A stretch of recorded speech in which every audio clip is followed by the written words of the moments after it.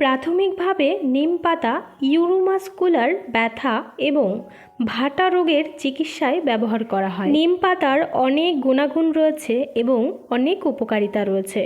সহজভাবেই আজকে আমি তোমাদের সঙ্গে কিছু শেয়ার করব। অ্যান্টিব্যাকটেরিয়াল বৈশিষ্ট্য সহ এটি পোড়া সংক্রমণ এবং ত্বকের সমস্যাগুলি দ্রুত নিরাময় করে। নিম পাতা আমাদের চুলের জন্য বা আমাদের স্কিনের জন্য খুবই কার্যকরী। নিম পাতায় ক্যালসিয়াম আর খনিজ উপাদান বৈশিষ্ট্য থাকায় তা হাড় মজবুত করার ক্ষেত্রেও কার্যকরী। তবে এই উপকারী নিম পাতা হতে পারে ক্ষতির কারণ। যদি তোমরা এটা সঠিকভাবে ব্যবহার না করো তাহলে কিন্তু নিম পাতায় ক্ষতিও হয়। নিম পাতা দিয়েই তোমাদের সঙ্গে আজকে শেয়ার করতে চলেছি একটা হেয়ার টিপস, সঙ্গে আরও কিছু উপাদান থাকছে। তবে সেগুলো কি কি নিশ্চয়ই তোমাদের সঙ্গে শেয়ার করব, সেই জন্য পুরো ভিডিওটি কন্টিনিউ দেখতে থাকো। স্কিপ করলে কিন্তু বিশেষ বিশেষ জায়গাগুলি তোমরা স্কিপ করে যাবে, তারপরে কিন্তু কিছুই বুঝতে পারবে না। গরম জলে নিম পাতা ফুটিয়ে ঠান্ডা করে স্বাভাবিকভাবে রেখে দিতে হবে।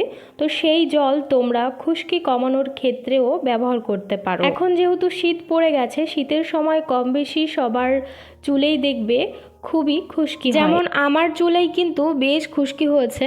তো যে কারণে আমি এই হেয়ার টিপসটি তোমাদের সঙ্গেও শেয়ার করছি আর নিজেও এটা ব্যবহার করব। এবারে নিয়ে নেব কারি পাতা। কারি পাতা আর নিম পাতা কিন্তু অনেকটাই একরকম দেখতে, তবে পার্থক্য রয়েছে। কারি পাতায় রয়েছে অনেক গুণাগুণ। কারি পাতায় রয়েছে ভিটামিন বি, সি এবং ভিটামিন ই। কারি পাতা চুলে ব্যবহার করলে মাথা ভর্তি কুচকুচে কালো চুল পাওয়া যাবে। কারি পাতায় অ্যান্টি ফাঙ্গাস বৈশিষ্ট্য রয়েছে যা খুশকি দূর করতে সাহায্য করে। কারি পাতা চুলের ফলিকলকে শক্তিশালী করে, চুল পড়া কমায় এবং মাথার ত্বকের সমস্যা সমাধান করে, মজবুত চুলের অবদান রাখে। তো এই যে হচ্ছে কারি পাতা আর নিম পাতা আমি নিয়েছি। তো দেখো কারি পাতা যে পাতাগুলো রয়েছে এই পাতাগুলো একটু মোটা মোটা, আর যে নিম পাতা রয়েছে নিম পাতার কিন্তু একটু কাটা কাটা, একটু সরু সরু আর একটু লম্বা লম্বা, মানে একই রকম কিন্তু পার্থক্য কিন্তু আছে।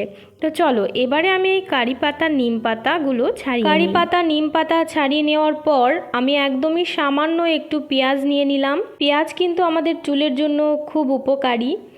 তো তোমরা যদি মনে করো যে এখানে আমরা পেঁয়াজ দেব না, পেঁয়াজের গন্ধ নিয়ে যদি কোনো প্রবলেম থাকে তাহলে তোমরা পেঁয়াজটাকে স্কিপ করতে পারো। তবে পেঁয়াজ কিন্তু তোমাদের চুল ভেঙে যাওয়া, মানে অনেকের চুল ভেঙে যায়, তো সেই ভেঙে যাওয়া কিন্তু পেঁয়াজ বন্ধ করবে, পাতলা হয়ে যাওয়া বন্ধ করবে। তো অনেকেরই এইরকম সমস্যা রয়েছে, চুল ভেঙে যাওয়া বা চুল পাতলা হয়ে যাওয়া, এই সমস্যাগুলো যদি থাকে তাহলে কিন্তু পেঁয়াজ খুবই কার্যকরী সেই সব চুলের জন্য। এইরকম সমস্যা যদি থেকে থাকে তাহলে অবশ্যই পেঁয়াজ এখানে দিতে হবে। তো পেঁয়াজ কিন্তু চুল পড়া কমাতেও খুবই সাহায্য করে। তো এখানে আমি একটা লোহার কড়াই নিয়েছি। কড়াইটা কিন্তু গরম করে নিয়েছিলাম। তারপরে দিয়ে দিয়েছি 1 বাটি নারকোল তেল। এখানে কিন্তু তোমাদের নারকোল তেলই নিতে হবে। নারকোল তেল হালকা গরম করে নেবে। তারপরে দেখো এরকম 1 মুঠো কারি পাতা নিম পাতা আমি এই তেলের মধ্যে দিয়ে দিলাম।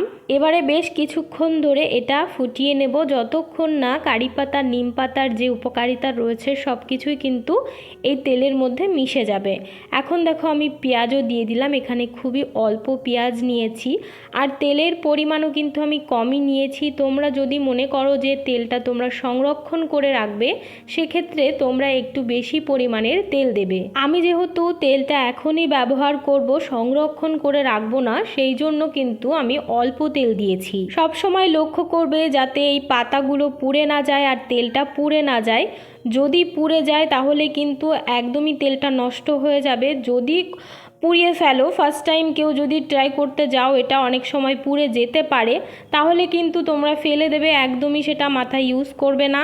সব সময় লক্ষ্য রাখতে হবে যাতে এই পাতাগুলো পুড়ে না যায় বা তেলটা পুড়ে না যায়। এখানে কিন্তু একবার আমি গ্যাসটা অফ করে দিয়েছিলাম কারণ তেলটা অনেকটাই গরম হয়ে গিয়েছিল। তারপরে দেখলাম পাতাগুলো খুব বেশি ভাজা হয়নি, তো তারপরে কিন্তু আমি গ্যাসটা আবারও অন করেছিলাম। এখানে কারি পাতা নিম পাতাগুলো অনবরত নাড়তে হবে যাতে পুড়ে না যায়। তো এখানে 2 থেকে 3 মিনিট সময় লাগবে এটা হতে। তো তারপরে তোমরা এই তেলটাকে ঠান্ডা হতে দেবে 10 বা 15 মিনিটের জন্য। 10-15 মিনিটের মধ্যে কিন্তু তেলটা ভালোভাবেই ঠান্ডা হয়ে যাবে। তো 10 মিনিট পরে চলে এলাম। এখানে দেখতে পাচ্ছ পাতাগুলো ঠিক কেমন হয়েছে, এরকম হবে, পড়েনি কিন্তু পাতাগুলো। তো এখন আমি একটা সাদা রুমাল নিয়েছি, এটাতে তেলটা ছেঁকে নিচ্ছি।